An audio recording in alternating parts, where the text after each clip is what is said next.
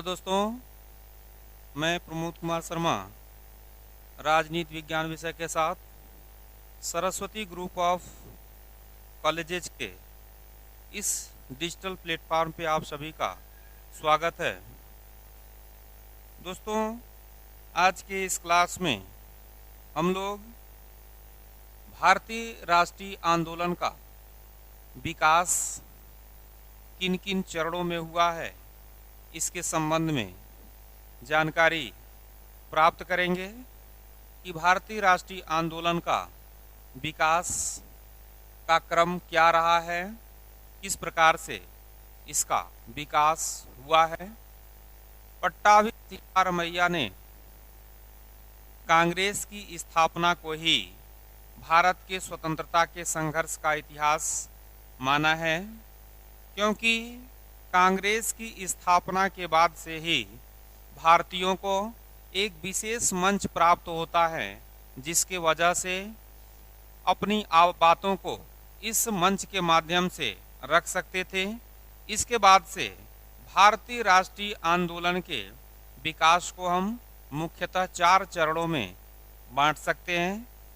प्रथम चरण है 1885 से लेकर के 1905 ईस्वी तक, और इस चरण को मुख्यतः उदारवादी युग के नाम से जाना जाता है। अगला जो द्वितीय चरण है वह है 1906 से लेकर के 1918 ईस्वी तक का समय, और इसको उग्रवादी चरण के नाम से जाना जाता है, उग्रपंथ के नाम से जाना जाता है। तीसरा जो चरण है वह है 1919 से लेकर के 1937 ईस्वी तक का जो समय है। इसके बाद से जो चौथा चरण है वह है 1938 से लेकर के 1947 ईस्वी तक, और इन दोनों चरणों को मुख्यतः गांधीवादी युग के नाम से जाना जाता है, क्योंकि गांधी जी के द्वारा इस युग में तमाम तरह के आंदोलन किए गए, और फिर 1947 में कैबिनेट मिशन के द्वारा भारत को जो है कि संविधान बनाने का अधिकार प्राप्त होता है। इस प्रकार से भारतीय राष्ट्रीय आंदोलन को मुख्यतः 4 चरणों में बांटा गया है। फिर से मैं बता देता हूं। प्रथम चरण 1885 से लेकर के 1905 ईस्वी तक का चरण है। दूसरा चरण 1906 से लेकर के 1918 ईस्वी तक का है, और तीसरा चरण 1919 से लेकर के 1937 ईस्वी तक का है, और चौथा चरण 1938 से 1947 ईस्वी तक माना गया है। इसके बाद से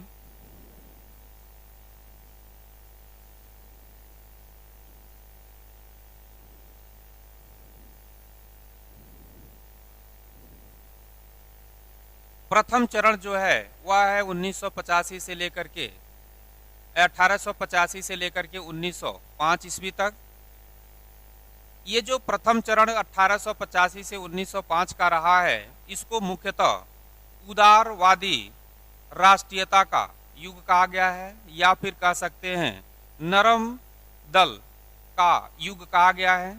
कांग्रेस के जन्म के बाद से ही, अर्थात 1885 में जब कांग्रेस की स्थापना होती है, तो यहाँ से जो है कि अगले 20 वर्षों तक, कांग्रेस के जन्म के अगले 20 वर्षों तक उदारवादी राष्ट्रीय नेताओं के हाथ में कांग्रेस की बागडोर रही।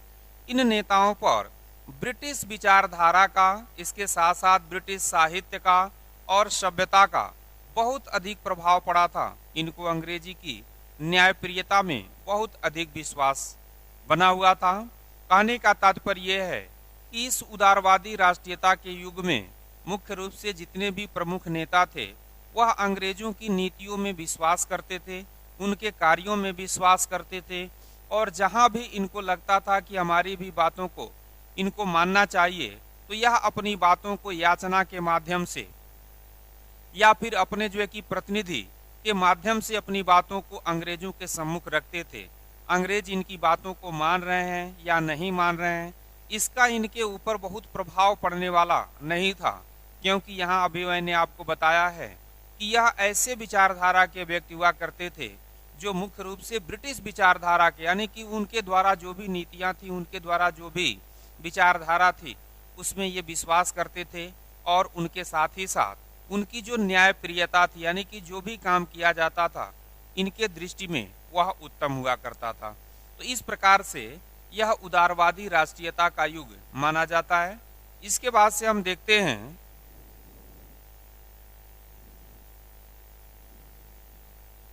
कि उदारवादियों की कुछ प्रमुख विशेषता क्या थी। सबसे पहला विशेषता यह है कि ब्रिटिश शासन के प्रति भक्ति भाव।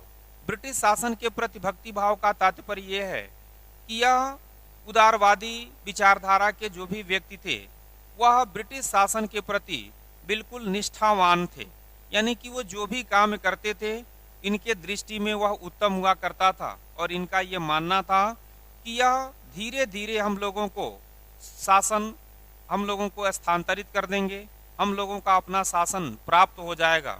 लेकिन ये होता क्या था कि ब्रिटिश शासन के द्वारा जो है कि अंग्रेजों का अधिक से अधिक शोषण किया जाता था, अधिक से अधिक भारतीयों के ऊपर अत्याचार किया जाता था, तमाम तरह के छुआछूत जो है कि लेकर के भारतीयों को हेय दृष्टि से देखा जाता था। लेकिन फिर भी यह उदारवादी नेता ब्रिटिश शासन के प्रति बिल्कुल भक्त बने रहे।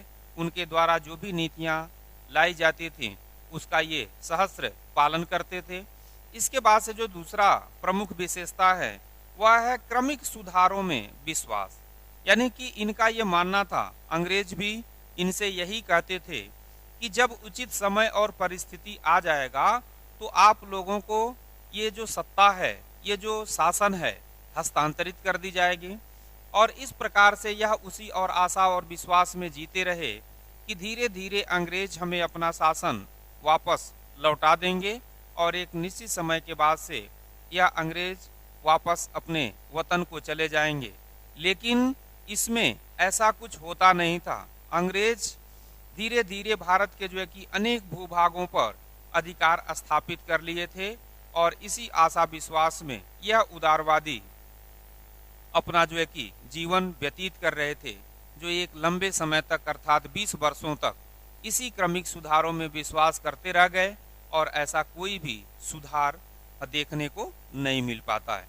तो इस तरह से जो दूसरी विशेषता है वह क्रमिक सुधारों में विश्वास था। इनको आश्वासन दिया जाता था कि ऐसा किया जाएगा, आपको जो है कि शासन में प्रतिनिधित्व प्रदान किया जाएगा, लेकिन ऐसा कुछ किया नहीं जाता था। भारतीयों को केवल जो है कि प्रलोभन दे करके कुछ समय के लिए शांत कर दिया जाता था और फिर से अंग्रेज अपनी ही नीतियों के अनुसार कार्य को करते रहते थे। इसके बाद से जो तीसरा है विशेषता वह है ब्रिटेन से स्थायी संबंध की स्थापना भारत के हित में। अर्थात ये उदारवादी यह मानते थे कि ब्रिटेन का जो संबंध हमारे भारत के साथ हुआ है वह स्थापना हमेशा हमेशा के लिए बना रहना चाहिए। क्योंकि भारत के अंदर ब्रिटेन की स्थापना के बाद से भारत के जो के अंदर ब्रिटेन की शासन से भारत के अंदर जैसे रेलवे हो गया, यातायात के साधनों में विकास हो गया, संचार के साधनों में विकास हो गया। तो ये कुछ जो है कि नई प्रगतियां हमारे देश के अंदर हुई थी। लेकिन उसके साथ ही साथ ब्रिटेन भारत को जो है कि पूर्ण रूप से खोखला कर दिया था, अर्थात ब्रिटेन को भारत को पूर्ण रूप से जो है कि आर्थिक दृष्टि से कमजोर कर दिया था। तो इनका ये मानना था कि भारत के साथ अगर ब्रिटेन का संबंध अस्थायी रूप से बना रहेगा तो आने वाले समय में भी भारत के अंदर अनेक प्रकार के विकास होते रहेंगे। लेकिन यह पूर्णतः यह इनका मानना गलत था, क्योंकि ब्रिटेन के लोगों का ये विचारधारा बिल्कुल नहीं था कि भारत को जो है कि विशेष रूप से उन्नत किया जाएगा, यहाँ पर जो है कि नए नए उद्योग धंधों को विकसित किया जाएगा, भारतीयों को जो है कि सुख सुविधाएं प्रदान की जाएंगी। उनका सिर्फ उद्देश्य यही था कि यहाँ से अधिक धन को लूट करके अपने ब्रिटेन के अंदर ले जाना, यहाँ से अधिक धनवान बन करके ब्रिटेन को जाना। इसके बाद से अगला जो प्रमुख विशेषता है वह है संवैधानिक साधनों में विश्वास। अर्थात ये उदारवादी विचारधारा के प्रमुख जो लोग थे उनका ये मानना था कि जो भी संविधान के नियम हैं उसी के अनुरूप हम सभी लोगों को आचरण करना चाहिए। संविधान के द्वारा अर्थात जो ब्रिटेन के द्वारा समय समय पर विशेष अधिनियम लाए जाते थे, उनका ये मानना था कि हमको उन अधिनियमों का पालन करना चाहिए, इसमें किसी भी तरह का कोई भी परिवर्तन नहीं करना चाहिए। तो इस प्रकार से हम लोगों ने देखा कि उदारवादियों की प्रमुख रूप से कौन कौन सी विशेषताएं थीं। इसके बाद से हम देखते हैं कि उदारवादियों की उपलब्धियां, अर्थात उदारवादियों के द्वारा भारत को कुछ उपलब्धियां भी प्राप्त हुई थीं। अर्थात कहने का तात्पर्य यह है कि उदारवादी युग में हमें बहुत ज़्यादा कुछ तो हासिल नहीं हुआ, हम केवल अंग्रेजों के साथ जो है कि अनुनय विनय ही करते रह गए, लेकिन कुछ हासिल नहीं हुआ। लेकिन फिर भी यह उदारवादी युग के कारण भारतीयों को भी कुछ उपलब्धियां हासिल हुई थीं, जिसमें से सबसे पहला उपलब्धि है ब्रिटिश शासन के दोष स्पष्ट करना। ब्रिटिश शासन के दोष स्पष्ट करने का तात्पर्य यह है कि भारतीय राष्ट्रीय कांग्रेस की स्थापना के बाद से भारतीय अंग्रेजों की जो भी नीतियां गलत होती थीं, जो भी अधिनियम गलत होते थे, उसका एक तरह से विरोध करने का जो साहस था वह भारतीयों को प्राप्त हो गया था। और उदारवादी ब्रिटिश शासन के जो भी दोष थे उनको वह स्पष्ट करते थे, उनको अवगत कराते थे। भले ही वो अपने जो है कि अंदर सुधार करें या ना करें, ये अलग की बात हो गई, लेकिन इस उदारवादी युग में ब्रिटिश शासन के दोषों को स्पष्ट किया जाता था। इसके साथ ही साथ भारतीय लोगों को, उदारवादियों को प्रमुख रूप से राजनीतिक शिक्षा प्राप्त हुई, यानी कि अंग्रेजों की नीतियों से इन लोगों को भी सबक मिलता था, सीख मिलता था, किस तरह से जो है कि यह भारतीयों को प्रलोभन दे करके और उनके कार्यों को नहीं करते थे, और इस तरह से राजनीति में किस प्रकार से जो है कि कार्य किया जाता है, यह शिक्षा भी भारतीयों को प्राप्त होता था। वह अधिनियम किस तरह से बना रहे हैं, इसके साथ ही साथ यहाँ के परिषद में भारतीयों की सदस्य संख्या में भी धीरे धीरे उनके द्वारा वृद्धि किया जाता था, जिससे भारत के सदस्य जो भी उस अधिनियम में परिषद में होते थे, उनमें जो है कि कार्य करने का अनुभव भी प्राप्त होता था। इस तरह से राजनीतिक शिक्षा भी भारतीयों को प्राप्त हो रही थी। तीसरा जो उपलब्धि है, वह तीसरा उपलब्धि है कि भारतीय